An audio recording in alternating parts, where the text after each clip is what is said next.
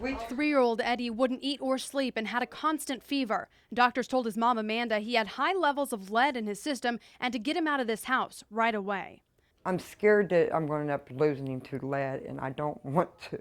I'm being packaged. She was moving the family out during that interview 6 weeks ago. Our investigation of health department records revealed this home in the 1600 block of East Street already tested positive for lead hazards that exceeded EPA standards in 2007 and 2009.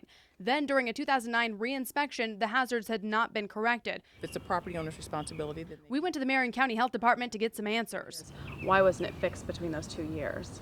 Well, it may have been. I don't have that information right now. What I can say is that when we do remediation, that's not permanent. Paint is chipping. That's because remediation doesn't necessarily involve getting rid of lead or lead paint, but sometimes covering it up.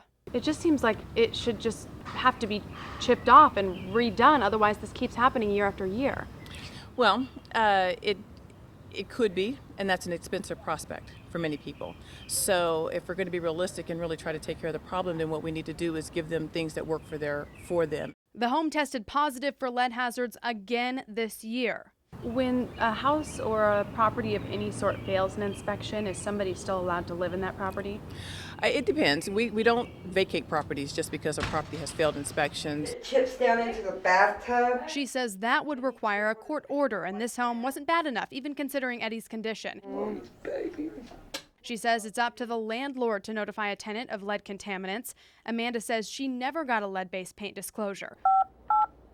We called the landlord, Andy Warren, several times and even went to his Canby, Indiana home, but never heard back.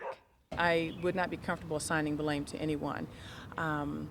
There was a hazard present, and we can't say that it's from this house. It could be from a previous address. It could be from a babysitter. Yeah, but it was tested and had significant amounts of lead in it, and the doctor said move out. Right. She says any home built before 1978 could have lead-based paint, and Marion County's health code does not require a permanent fix.